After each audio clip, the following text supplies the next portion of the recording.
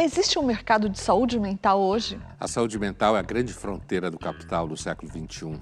Os jovens estão mais medicados do que antes? Basta olhar à sua volta e não mentir sobre o assunto. Há alguma saída no horizonte para esse adoecimento dos jovens e adolescentes? Nenhuma.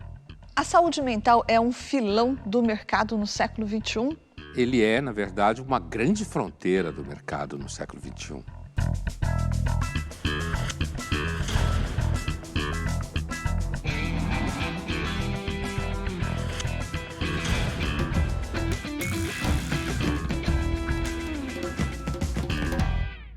Estamos iniciando mais uma edição do Linhas Cruzadas, hoje para falar de saúde mental. Existe um mercado por trás da saúde mental? Oi, Pondé. Oi, Thaís. Pondé, esse conceito de sanidade mental já mudou ao longo da história várias vezes, né? Existe alguém que era considerado louco antes e agora é considerado são e vice-versa? Com certeza, a ideia do que significa alguém ser saudável, ela varia de acordo com o tempo. Por exemplo, hoje existe um movimento, isso inclusive entre profissionais da área de saúde, de alguma forma, retirar certos quadros de comportamento psicológico do âmbito da psicopatologia, né? E colocá-los no âmbito de transtorno, diversidade psíquica. Por exemplo? Ou seja, por exemplo, uma das questões mais discutidas nos últimos tempos, o autismo, por exemplo, né? Você entendê-lo não como um transtorno psicopatológico, mas entendê-lo como um comportamento dentro de um diapasão ou um espectro, como se fala, de comportamento, que não necessariamente precisa nem de cura, visto que não seria uma doença. Agora, o contrário, se a gente pensar em muitas figuras místicas, né, da Idade Média, ou mesmo do século XVI, XV, que então entravam em contato com Cristo, deixaram textos com Deus e tinham manifestações físicas, falavam que estava sentindo o corpo se desmanchar porque Deus estava indo embora do contato íntimo místico. É muito provável que hoje em dia essas pessoas seriam enquadradas, talvez, em algum tipo de síndrome, algum tipo de problema psicomotor, ou algum problema de somatização, alguma coisa do quadro dentro da ideia de psicopatologia. E mais uma coisa, Thaís, você tem muito trabalho nessa área, seja gente derivado do Deleuze, filósofo francês do século XX, seja do Michel Foucault, também filósofo francês do século XX. Então, é razoável dizer que sim, há um caráter histórico na forma como se vê quadros de saúde mental. Mas, Pondé, não existe um marco, uma fronteira que separe o campo da sanidade do campo da patologia? Olha, Thaís, essa fronteira, ela é talvez um dos territórios mais complicados desse assunto. Ao longo da história, muita gente considera que o próprio entendimento de que existe uma doença mental e que você vai retirar essas pessoas de circulação, certo? É já um processo da racionalidade burguesa que retira de circulação quem não entende o valor de $100, certo? Isso do ponto de vista histórico. Do ponto de vista do diagnóstico, isso, sem dúvida, é objeto, como a gente falava antes, de controvérsias. Se, por um lado, você tem uma tendência, como eu dizia, de se relativizar o que é considerado uma psicopatologia, inclusive do ponto de vista da linguagem, do outro lado, você tem cada vez mais um aumento de diagnósticos que buscam e demandam tratamentos, medicação, principalmente entre jovens. Então, quando você pergunta, existe uma fronteira, talvez alguém que esteja falando simplesmente do ponto de vista do atendimento clínico diário, diga para você, claro que tem. Ou ele vai citar a última classificação do que significa uma psicopatologia. Quando alguém olha isso do ponto de vista histórico, ou mesmo dentro de uma análise da ciência médica ou da saúde mental, é claro que há sim um debate acerca de fronteiras, e essas fronteiras, como eu dava o exemplo anterior, na Idade Média, muitos quadros que posteriormente seriam vistos como quadros de histeria de conversão ou qualquer coisa do tipo, eram vistos como contato direto com Deus, Então, dizer que existe uma fronteira, às vezes é mais fácil dizer isso para alguém que você está fazendo um diagnóstico, porque inclusive tem pais que ficam aliviados quando fazem diagnóstico dos filhos, né, na área de saúde mental. Mas do ponto de vista de uma reflexão qualificada da fronteira entre patologia e normalidade, muita gente vai dizer para você que falar em patologia mental é preconceito. Você falou em aumento de diagnósticos. Em que medida esse aumento de diagnósticos está ligado ao tema do nosso programa de hoje, que é o mercado da saúde mental? Isso faz parte desse mercado, o aumento dos diagnósticos? Então, vale salientar de cara que existe muita literatura especializada no assunto. Todo mundo que trabalha na área de educação nos últimos anos sabe muito bem do assunto. Então, não se trata da gente emitir qualquer tipo de impressão subjetiva sobre o assunto. É que se mente muito também sobre o assunto. Isso é uma outra história. Me refiro mais especificamente ao quadro dos jovens, né? Agora, quando você pergunta se o aumento de diagnósticos está ligado ao conceito de mercado de saúde mental, que é um conceito que a gente vai dedicar mais atenção hoje, sim. Ele está porque à medida em que você começa a formar profissionais, você estabelece procedimentos técnicos de diagnóstico, você produz certos protocolos de tratamento, isso tudo é um mercado. Ao dizer que é o mercado, não significa dizer que não se está trabalhando seriamente. Não significa isso. Significa, sim, que você aumentou o ferramental. Esse ferramental, ele impacta a própria percepção do fenômeno, certo? E esse aumento de ferramental significa clínicas, profissionais, cursos de formação, títulos. Isso tudo significa que você começa a ter uma comoditização da saúde mental.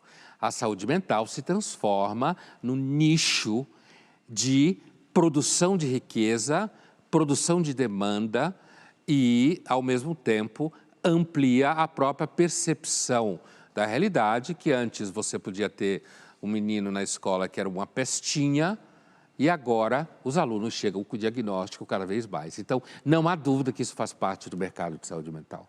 A gente vai ver agora um trecho do filme As Vantagens de Ser Invisível. Ele conta a história do Charlie, um menino de 15 anos que volta para a escola depois de um período de depressão e pensamento suicida. Seguramente parece ter dificuldade de relacionamento social dentro da escola, né? Esse é um tema muito delicado, né? Muito delicado, porque é, inclusive, uma das questões que mais atormenta muitos pais hoje em dia. Mas então deixa eu aproveitar isso porque você tinha dito agora há pouco que muitos pais ficam aliviados quando os filhos recebem um diagnóstico. Sim, aliviados no sentido de que a partir de agora eu sei o que o meu filho tem. Eu sei o que ele é, entre aspas, eu sei qual é o procedimento científico em relação a isso, eu sei qual é o profissional que eu devo procurar, então tem um nome nesse sentido. O caso do suicídio, que é um caso, digamos assim, absolutamente radical no âmbito do sofrimento mental em qualquer pessoa, mas o filme trata do caso de um adolescente, esse é um assunto muito delicado, porque os pais ficam praticamente rendidos. Os pais têm ficado rendidos em relação à saúde mental dos filhos, com certeza. Mas nesse assunto de suicídio, a situação é pior ainda. Eu apontaria o que significa esse quadro no ambiente escolar e no ambiente social. Ninguém sabe direito o que falar.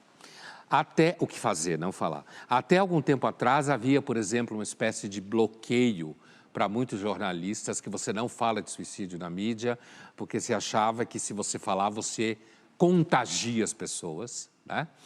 Há um sentimento muito duro das pessoas que convivem com alguém que passa por um processo como esse, de uma sensação de fracasso no relacionamento com, imagina um filho ou uma filha que tenta uma situação dessa. Então, acho que o tema é extremamente delicado.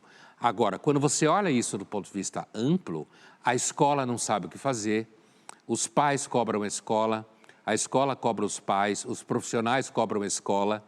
Isso tudo faz parte, inclusive, do mercado da saúde mental, que é você às vezes até procurar assessoria para a imagem da instituição. Imagina uma instituição escolar que vaza a informação de que um número X de alunos tentou suicídio na instituição. Estou pensando numa hipótese aqui de análise científica. Imagine uma estatística como essa. Isso poria abaixo a instituição. Então, o tema ele é muito delicado, ele é muito sofrido e, para a gente fazer uma análise um pouco mais sociológica, a gente tem sempre que saber que nós estamos pisando em ovos, porque é um tema que fere muita gente. Linhas Cruzadas volta já já e no próximo bloco nós vamos falar sobre o próspero mercado de saúde mental e de como ele se alimenta.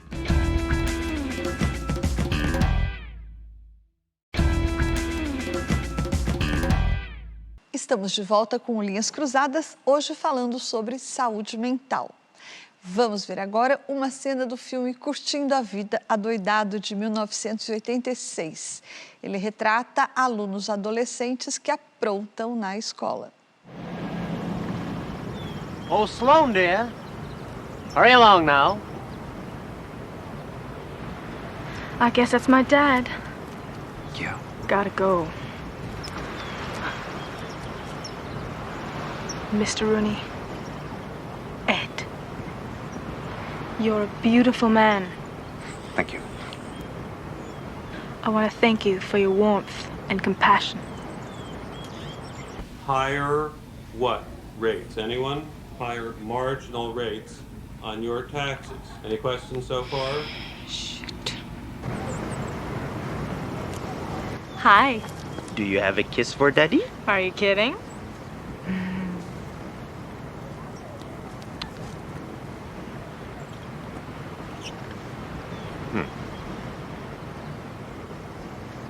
So that's how it is in their family.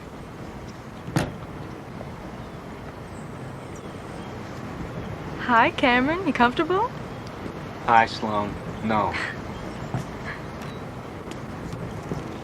What are we gonna do?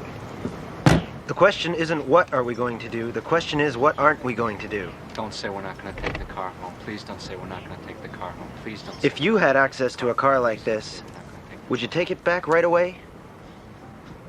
Neither would I.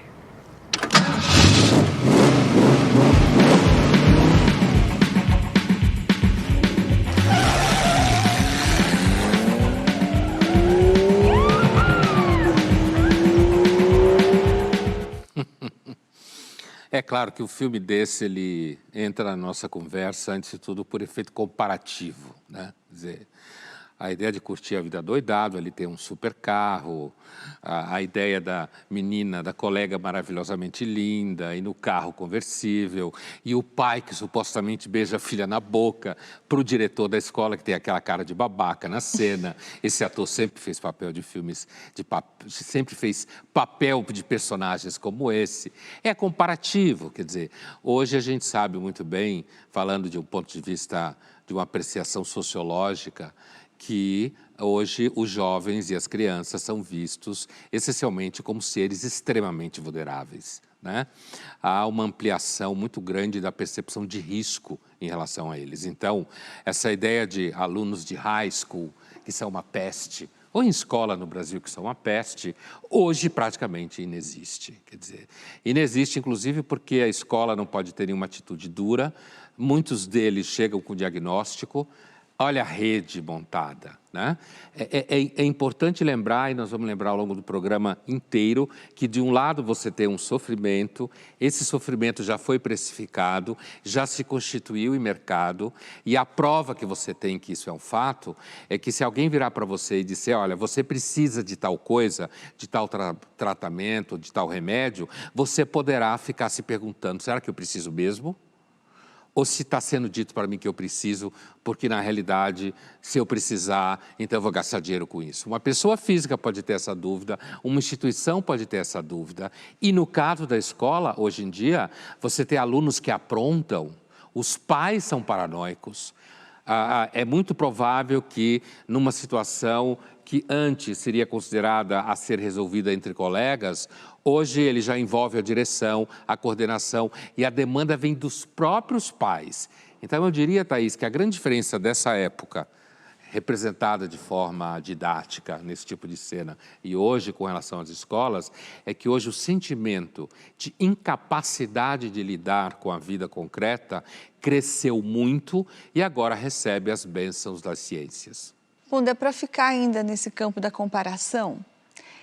O Einstein, o físico, né, disse dele que ele também não era lá grande aluno, nas aulas que não despertavam a atenção dele, tinha dificuldade de se concentrar, era um pouco disperso, etc.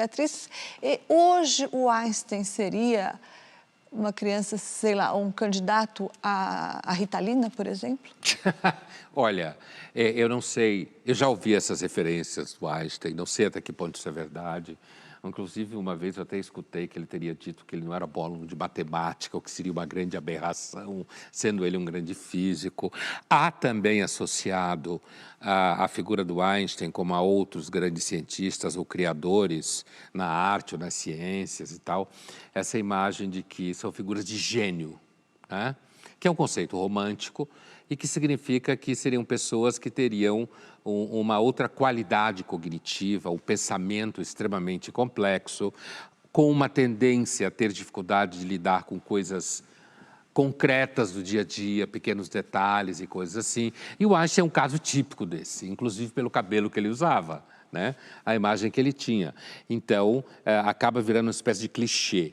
A ideia de se hoje, se isso for verdade sobre o Einstein, de que hoje talvez os pais dele ficassem mais em pânico com relação a um suposto mau desempenho na escola, se isso for verdade no caso do Einstein, é muito provável que isso ia gerar muito mais barulho hoje, na família, na escola, na coordenação, de repente rolava uma psicopedagoga, rolava algum tipo de diagnóstico, é possível que sim, né? É possível que isso acontecesse. Agora, se isso faria com que o Einstein não seria o Einstein, porque iriam encher ele de coisas, aí não dá para fazer essa afirmação. É uma afirmação que também é no âmbito da suposição, né? Na série Supermães, a personagem Kate, vivida pela atriz Katherine Reitman, vive uma situação complicada na escola do filho. Isso claro. Existe. É claro, não, que isso é uma... não sei se existe, eu nunca vi isso acontecer nesse nível. É claro que isso é uma comédia, então você tem um sketch, é um stand-up quase, né? Parece Porta dos Fundos. Mas assim, o interessante é o jogo, primeiro, a farsa da coordenadora, da diretora da escola, sempre muito simpática. Eu nunca usaria uma expressão para uma criança de 3 anos como essa. E o que me chama a atenção é que você usaria. Ela não usa a palavra, então aí você vê claramente o treino. Essa cena, de forma muito bem-vinda, ela atravessa a discussão com todo o debate do politicamente correto, certo? Atravessa. Porque a diretora da escola acusa a mãe de estar usando uma palavra como aquela, que eu não vou usar aqui agora, certo? Para acusar, para dizer que o filho dela de 3 anos seria assim, apesar de que a diretora da escola disse que ele, aos 3 anos de idade, estava sendo agressivo com meninas. Então, minha querida Thaís, você tem aí um emaranhado de questões encaixado nessa cena. Além disso que eu estava falando, tem um tema do mercado de forma claramente posta, de forma absolutamente satirizada, que ela é obrigada a levar uma profissional que ela tem que pagar adiantado para casa, para avaliar a criança, para que a criança deixe de ser suspensa, uma criança que tem 3 anos de idade. Então, o que essa comédia faz, aliás, o que a boa comédia sempre faz, é trazer à tona um elemento de desconforto que está posto naquele contexto, em que você ri, mas na realidade está rindo de uma desgraça, porque você me perguntou se isso existe, eu nunca vi uma coisa desse nível. Eu pergunto porque ultimamente as piadas viram rapidamente realidade, né? Então, eu já estou achando que isso aí... Provavelmente alguma coisa muito próxima disso já existe, né? Seguramente a ideia de que alguém possa pensar que o menino de 3 anos tem comportamento tal em relação a meninas e que isso é perigoso e, ao mesmo tempo, não usar essa palavra para fazer com que a mãe se sinta mal. Ao mesmo tempo, o fato de um filho pequeno botar um bicho de pelúcia na cara da mãe, isso já parece um problema. A diretora já olha como que diz, Eu falei que aí tem um problema, e depois impingia essa mãe a ideia de que ela vai ter que pagar por um serviço que a escola oferece. Isso, na verdade, toca num tema que é uma rede de serviços que são oferecidos às escolas, que são serviços organizados por alguns profissionais do próprio ramo, que oferecem esses serviços para as escolas. As escolas, por sua vez, cada vez mais precisam contratar esses serviços, porque contratando esses serviços, as escolas se protegem de qualquer tipo de contencioso que muitos pais, principalmente de classe média para cima, é capaz de colocar a escola. Então, o pai pressiona que a escola tenha o serviço, a escola contrata o serviço, esse alguém desse serviço fala sempre para muita gente da importância da escola ser parceira na saúde mental das crianças e dos adolescentes e, no final das contas, quer dizer, o pai tem que pagar esse assunto para chegar no advogado, certo? E aí a escola, inclusive, precisa se proteger de qualquer contencioso associado a um discurso que seja oficial e científico e que tenha validade em juízo, de alguma forma. Vamos agora para a nossa caixa de perguntas. Pondé, o Léo Vasconcelos te pergunta, o mercado da saúde se alimenta ainda mais com as redes sociais? Sem dúvida. As redes sociais, eu usei a expressão fronteira do capital no começo em relação à saúde mental. As redes sociais, ela é uma fronteira de etiologia, como se fala em medicina, de estudo de causas. Né? As redes sociais, elas são por si só uma grande causa de ansiedade, de depressão, de dificuldades de relacionamento e, portanto, não há dúvida que ela sim alimenta o sofrimento psicológico de todo mundo e dos jovens em especial. Que são mais vulneráveis e que são os principais usuários. Então, são 2 motivos. Por ser muito os principais usuários, inclusive, quando está falando de gente de 15, 16 anos, já nasceu nisso, né?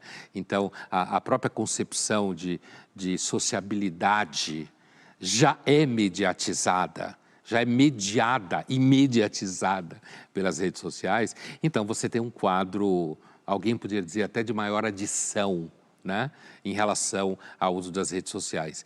E a questão da vulnerabilidade em jovens e crianças, sabe, Thaís, eu acho que essa é uma questão... Infelizmente, eu tenho a impressão que nada dessa discussão vai ser resolvida nos próximos 100 anos. Talvez daqui 500 anos alguém tenha alguma clareza, talvez, do que acontece hoje. Mas a ideia de que jovens e crianças passaram a ser seres tão vulneráveis, absolutamente incapazes de lidar com qualquer coisa, que precisam o tempo inteiro que alguém garanta o bem-estar e a autoestima, isso, sem dúvida nenhuma, gera muita precificação no mercado de saúde mental, porque gera muito uso e muita dependência. Para participar do Linhas Cruzadas, envie sua pergunta ou seu comentário através das redes sociais da TV Cultura, usando a hashtag Linhas Cruzadas. Linhas Cruzadas volta já já e no próximo bloco nós vamos dizer por que as escolas estão numa sinuca de bico.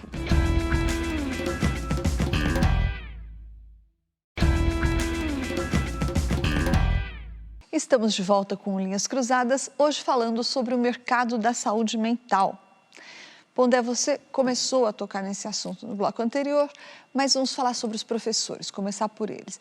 Eles estão numa situação complicada porque, ao mesmo tempo que os pais ou a própria escola não pode exigir deles que tenham preparo para fazer um diagnóstico de transtorno mental dos alunos, ao mesmo tempo também, se o aluno é mais tarde diagnosticado, ele, professor, pode ser acusado de não ter levado a sério, de não ter prestado atenção em algum indício. E daí, nesse caso, a escola pode sofrer um processo, como já vem acontecendo. Qual é a saída para isso? O que acontece hoje é que, como eu dizia antes, os pais tendem a pressionar a instituição no sentido dela oferecer serviços de psicopedagogia ou psicologia. Algumas escolas aceitam, outras não aceitam, inclusive porque temem a responsabilização jurídica, já que tem um departamento de psicologia, então se torna oficialmente responsável do ponto de vista da saúde mental. Tem algumas instituições que são aconselhadas juridicamente a não fazê-lo.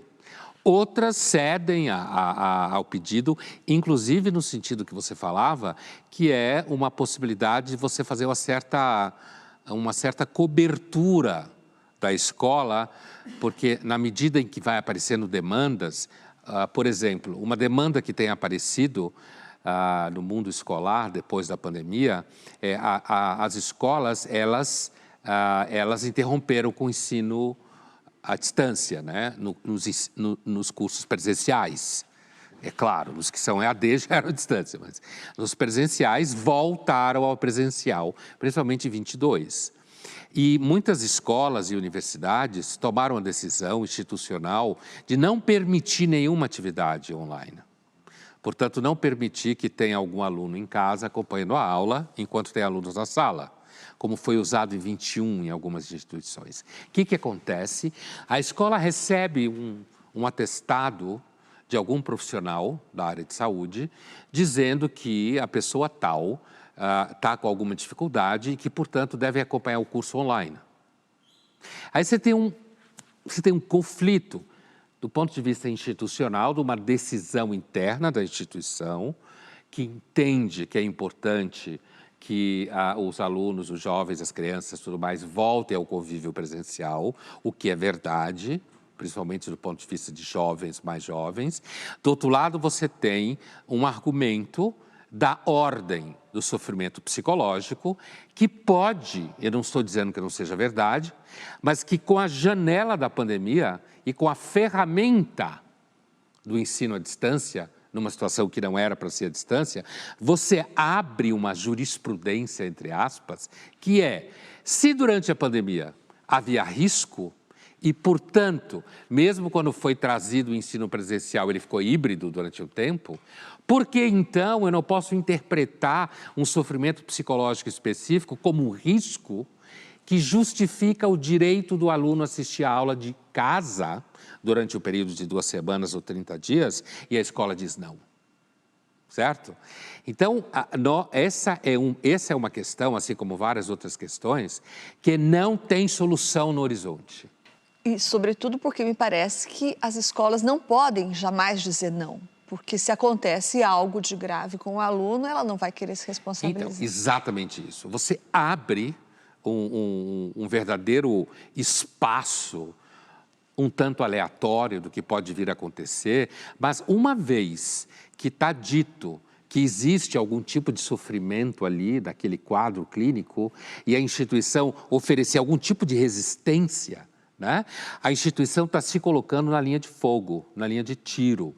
E antes que isso, como eu dizia para você, venha a ser qualquer coisa da ordem jurídica, tem a ordem da imagem, tem o branding da instituição. Insensível, pouco cuidadosa. Não acolhedora. Não acolhedora, exatamente isso. Não responde às demandas afetivas, emocionais, socioemocionais, como agora está na moda falar. Então, você tem toda uma gama de literatura, de pesquisa, de texto, de medicação, de diagnóstico, de clínicas, que inclusive são oferecidas às instituições, certo? Isso vai criando uma camada de proteção para a instituição e, no final do dia, como está na moda se falar, o jovem ou a criança vai paulatinamente se transformando num problema cada vez maior, cada vez mais preocupante, e a gente sabe qual é a solução que as pessoas estão dando: não ter filhos. A Daniela e a Luana, educadoras parentais, têm um canal que se chama Entendendo a Adolescência. E elas disseram para a gente por que consideram importante falar sobre a educação de adolescentes. Vamos ouvir. A adolescência é um período com grandes transformações, com mudanças biológicas, psicológicas e socioculturais. Essas mudanças são típicas da espécie humana. E para que todo este contexto influencie de forma positiva na saúde mental do adolescente, os pais precisam ter um equilíbrio para não se tornarem permissivos e nem repressores. Dessa forma, os pais e os seus filhos precisam conviver em um ambiente acolhedor e que tenha conexão entre eles. Já os adolescentes mais velhos e os jovens adultos, eles desejam que os seus pais sejam disponíveis, que sejam estáveis para saber se comunicar com eles, para entenderem o processo de individuação, de autonomia e respeitar as suas decisões.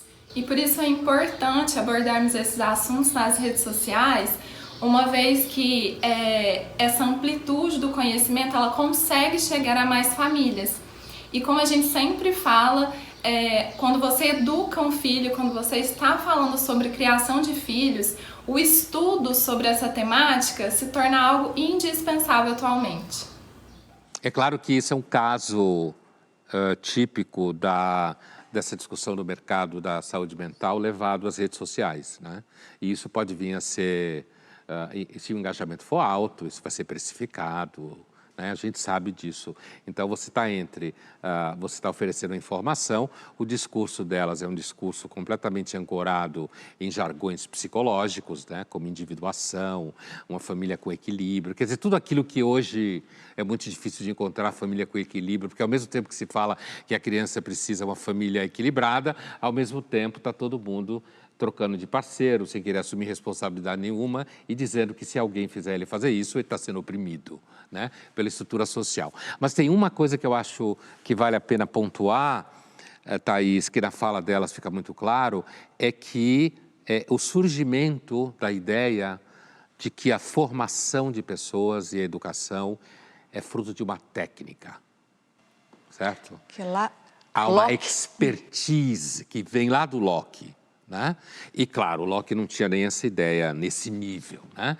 Mas a ideia de que a formação de um jovem em educação é fruto de uma expertise. Então você mãe, você pai, você não sabe o que fazer. Aliás, isso é um dos pânicos dos pais hoje em dia, não sabe o que fazer. E como não sabe o que fazer, procura então profissionais, elas estão oferecendo serviço em redes sociais, né? Procura profissionais e esses profissionais então vão dizer para você, Thaís Oyama, como você deve tratar da Thaisinha, certo? Da sua filha, certo? E, portanto, uma vez que você criou uma cultura em que a ideia parental, como elas se chamam, educadoras parentais, a parentalidade ou a atividade dos pais é fruto de um conjunto de técnicas, você começa a vender essas técnicas. E quem não é especializado nessas técnicas, passam então a necessariamente buscar aqueles que o são. E aí você contrata os serviços. E isso se espalha por uma rede gigantesca que envolve influenciadores, envolve professores de universidade, envolve jornalistas da mídia, na imprensa, envolve programa talk shows, entrevistas, artigos, marcas de revista científica, universidades, financiamento, investimento, business. Agora, Pondé, nós vamos para o nosso jogo rápido. Pondé, a indústria farmacêutica já deu para a gente vacinas, antibióticos, coisas ótimas. O que ela pode nos dar de bom no mercado da saúde mental? Thaís, a indústria farmacêutica pode nos dar tudo de bom, certo? Assim, como vacinas e transplantes, procedimentos de todos os tipos.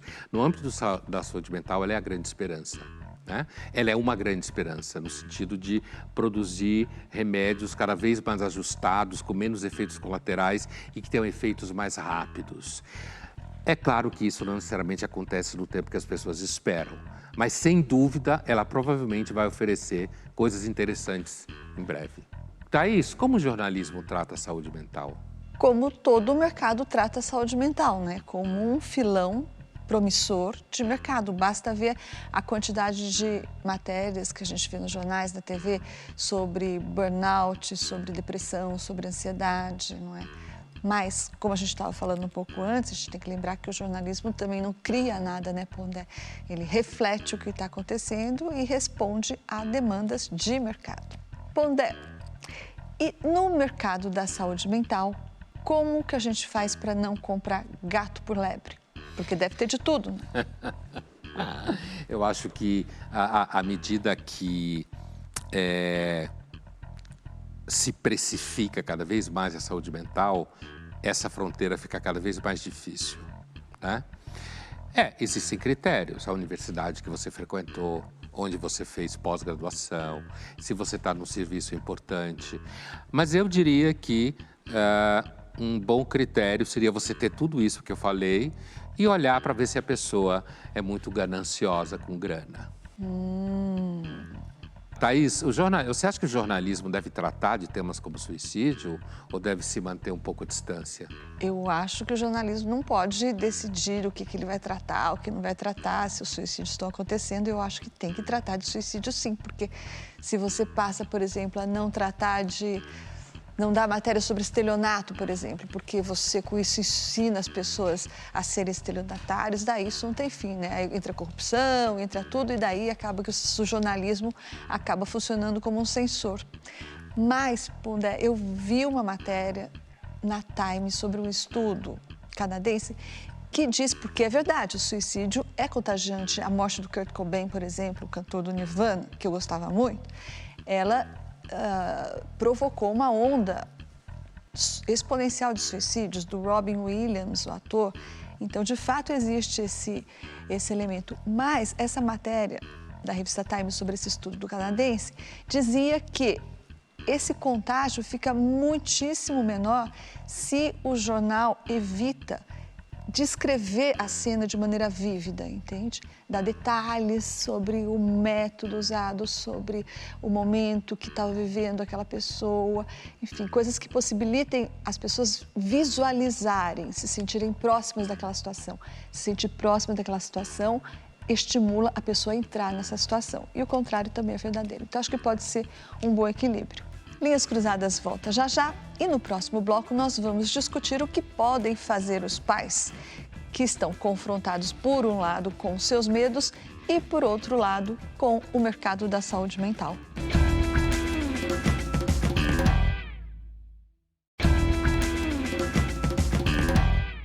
Estamos de volta com Linhas Cruzadas, hoje falando sobre o mercado da saúde mental. E agora vamos ver o psicólogo Léo Freiman respondendo a como as escolas estão lidando com o aumento de diagnósticos de transtorno mental entre os seus alunos. A primeira reflexão que nós temos que fazer é que os cuidados com a saúde mental, da cabeça para cima, têm que funcionar da mesma forma como da cabeça para baixo.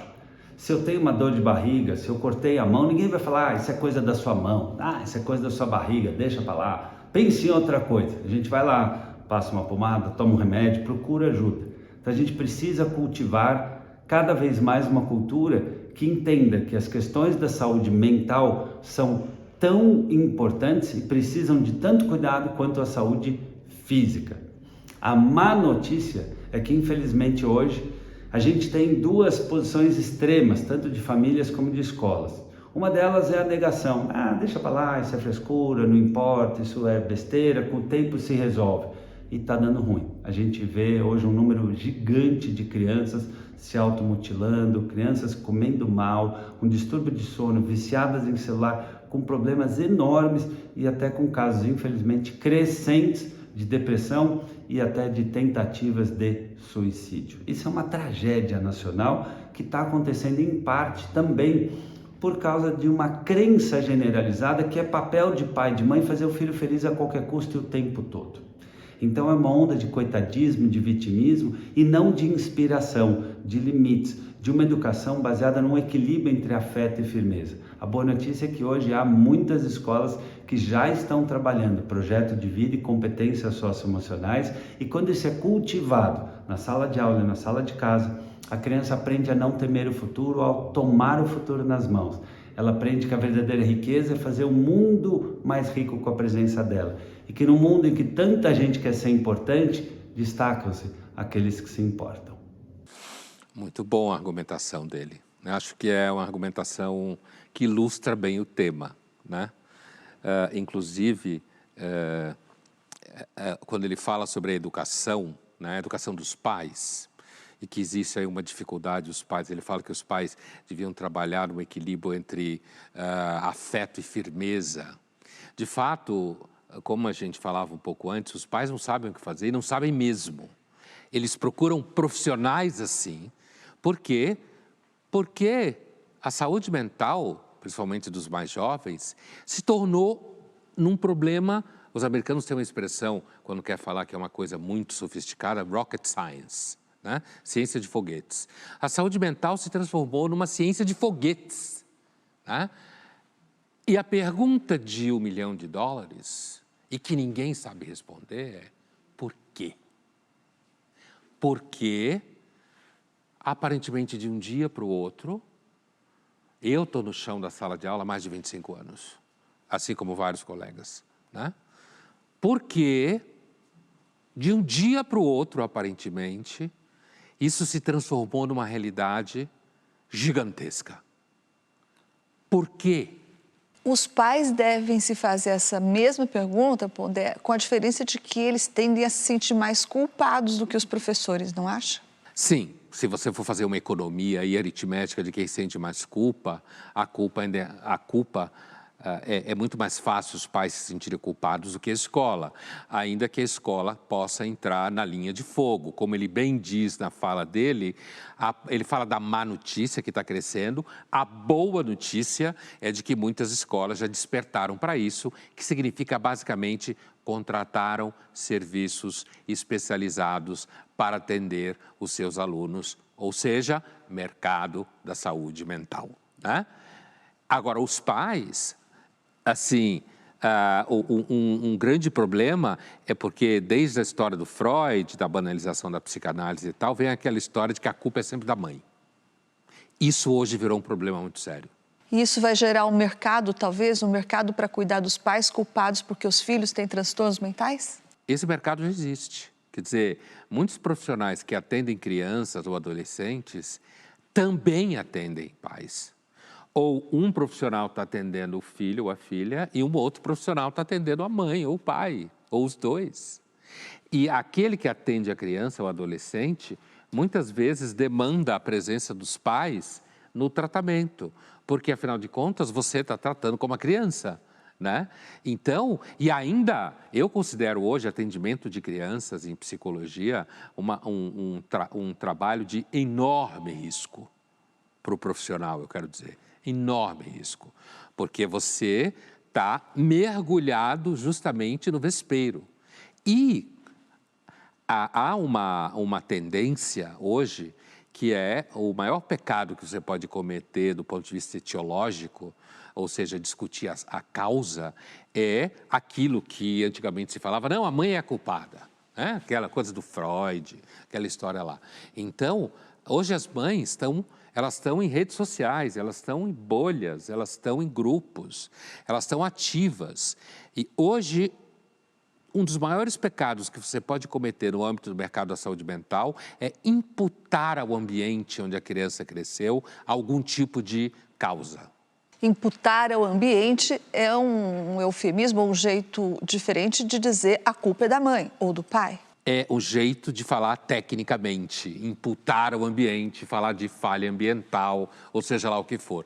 Você consegue, de alguma forma, produzir um distanciamento em que a culpa, como você dizia há pouco, como eu falava, da culpa de imputar aos pais a responsabilidade ou uma falha ambiental, diminui um pouco, porque não fui eu que errei, é um problema genético. Ok, então cerebral. Você desloca a culpa do ambiente, ou seja, dos pais, talvez, para o ambiente da ciência, da ciência não, da genética, né? Você retira a noção de culpa. Retira. Agora, isso faz o quê? Faz bem para o mercado? Faz bem... Por que você diz que isso é um pecado capital? Imputar ao ambiente. Porque ninguém aguenta ser responsabilizado, além de todo o trabalho que você tem quando você tem algum filho com algum quadro clínico delicado, é muito difícil para os pais aguentarem, além da lida com o quadro dado, a responsabilidade de ficar pensando que foi ele o responsável por aquilo. Entendi, certo? mas trata-se de uma mentira, então, que os profissionais... Não se trata de uma mentira. A situação aqui é bem mais complicada do que isso. Primeiro, não se tem certeza. No tempo em que a psicanálise reinava a carreira solo, e a psicanálise tem uma tradição de tratar da falha ambiental, de tratar de temas a ver com a vida psicológica, a infância primitiva, como se fala, romance familiar. Então, você tinha essa cultura de responsabilização dos pais da família. As ciências orgânicas, a psiquiatria orgânica, a neurologia, o estudo do cérebro, o estudo genético, ele tem um ganho secundário para os pais, que é o deslocamento da causação.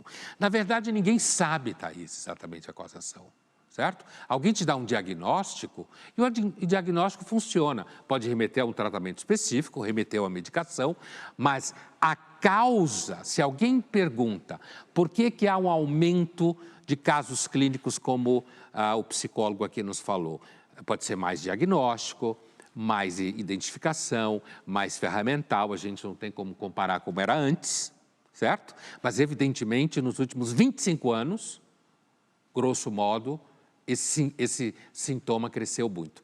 Por quê? Por quê? Alguém que pudesse responder essa pergunta e não me viesse com resposta do tipo causas econômicas, sociais, políticas, biológicas, transcendentais. Por quê? É provavelmente um tema que está além da possibilidade de determinação efetiva e definitiva da etiologia, do aumento, eu quero dizer. Né?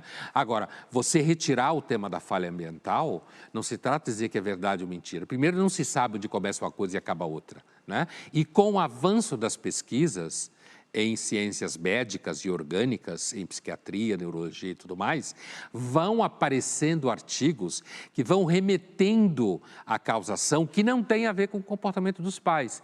Isso é bom para os negócios e é bom para os pais, porque alivia o sentimento de que eles são responsáveis. Agora, onde está a verdade definitiva sobre isso? A ciência não lida com verdades, ela só lida com fatos. E às vezes... Vamos ver agora um vídeo do Porta dos Fundos que faz uma crítica em relação à medicalização infantil. Eu chamei vocês aqui para falar sobre o Paulinho. Pois é, ele tem 5 anos, não é muito fofo, mas ele já vem mostrando uma série de problemas de aprendizado. Isso é o déficit de atenção. Ele tem DDA. Muito, mas já tá sendo medicado, tá tudo certo. Não sei se você sabe, mas Einstein tinha DDA, né? Bom, mas é que o problema dele não é exatamente esse, vai bem além do DDA. Ele tá hiperativo? Bastante. É a Ritalina. Vocês dão Ritalina? Por causa do DDA. Não sei se você sabe, mas o Steve Jobs tomava Ritalina. Mas deve ser bom, né? Porque ele deve ficar participativo. No recreio, porque na aula ele vem dormindo bastante. Isso é o Rivotril. Pra rebater a Ritalina. Que a gente dá por causa do DDA. Só que ele tá bastante agressivo. Não, mas isso resolve fácil. É só você chegar pra ele e falar assim, Paulinho, você não vai tomar seu frontal hoje. Fica uma flor, um anjo. Tem que jogar o jogo dele. Desculpa, eu acho que eu não tô sendo muito clara. Eu vou direto ao ponto. O Paulinho lidera uma gangue que extorque crianças em busca de proteção. Desculpa, eu vou te interromper. Você mesmo falou que ele lidera uma gangue. É um instinto aí de liderança que você não está incentivando. O que é educar? Eu acho que no fim das contas, os educadores, professores, são os culpados, reais culpados, que não acompanham a criançada de hoje em dia, entendeu? Desculpa te interromper mais uma vez, eu acho que você é um pouco mais específica. Nesse exato momento, o Paulinho tá com 2 crianças como refém e falou que só vai liberar se tiver um helicóptero e 20 mil reais. Isso é cocaína. Vocês dão cocaína pra ele? Ele rouba da mãe. Eu uso pra rebater o Rivotril. Não sei se você sabe, mas Freud usava cocaína, né? Maravilhoso, né? Quer dizer, uma verdadeira tese de doutorado numa cena, porque inclui tudo, né? Você tem, inclusive, o discurso da mãe, passando a bola para a educadora. Passa a bola. Esse discurso, ele é escorregadio. As relações e as conversas entre pais e educadores hoje é um verdadeiro pântano. É todo mundo com medo, um com medo do outro o tempo inteiro. Um passando preocupado em manter a imagem, manter a instituição, o outro preocupado em garantir que o seu filho não vai receber da instituição aquilo que os pais não querem que ele receba. E no meio disso tudo você tem uma criança, como a cena brinca, né? Uma criança que toma um monte de remédio, uma mãe que também toma um monte de remédio e uma criança que, a parte da liderança, ele lidera, que a mãe falou, você não está estimulando a liderança, um palestrante motivacional não conseguiria fazer melhor isso, certo? pegar esse exemplo de que ele é o líder da gangue dentro da escola, que vende proteção como mafioso, e a mãe dizer, não, mas ele está demonstrando uma liderança e você devia estimular. Não existe instituição mais perdida hoje em dia do que a escola. Linhas Cruzadas fica por aqui, mas na semana que vem a gente está de volta.